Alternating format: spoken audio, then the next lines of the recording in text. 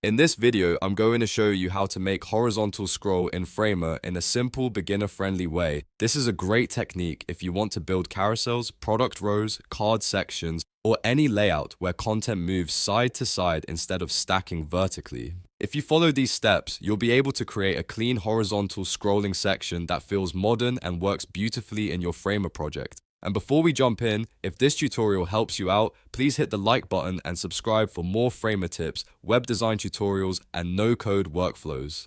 Alright, let's get started. First, open your Framer project. Once you're inside the editor, you'll want to create a new container for your horizontal scroll section. To do that, click the plus button and choose Stack. A stack is the perfect choice here because it lets you arrange elements in a flexible layout that's easy to control. After you add the stack, place it on your page where you want the horizontal scroll area to appear. You can position it inside a section, under a heading, or anywhere else in your layout, depending on the design you're building. Once it's on the page, click to select the stack so you can edit its settings in the right panel. Now here's the important part. In the right panel, find the direction setting and change it to horizontal. This tells Framer that you want the items inside the stack to flow from left to right instead of top to bottom. This one change is what starts turning a normal stacked layout into a horizontal layout. Next, add the elements you want inside the stack. These could be images, cards, feature boxes, testimonials, product previews, or anything else you want to scroll sideways. As you add more items, Framer will place them in a row because the stack is set to horizontal direction. If needed, you can also adjust spacing, padding, and alignment so the design looks polished and balanced. Once your items are inside the stack, make sure you select the stack itself again. This is the part that controls whether the content scrolls horizontally when it overflows the available space.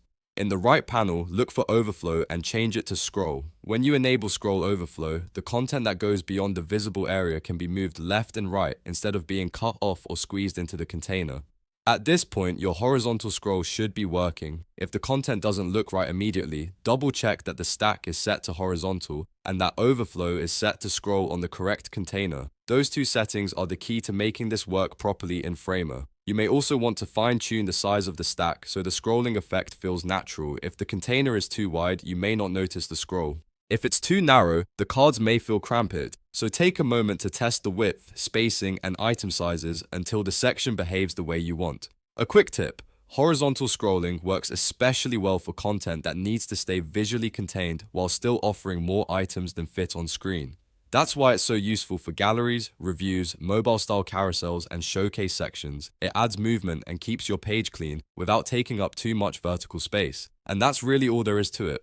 You open your project, add a stack, set the direction to horizontal, place your elements inside, and then enable Overflow Scroll on the stack. With those simple steps, you can create a smooth horizontal scroll section in Framer in just a few minutes. If this video helped you, make sure to give it a like and subscribe to the channel for more Framer tutorials and web design guides. Thanks for watching, and I'll see you in the next one.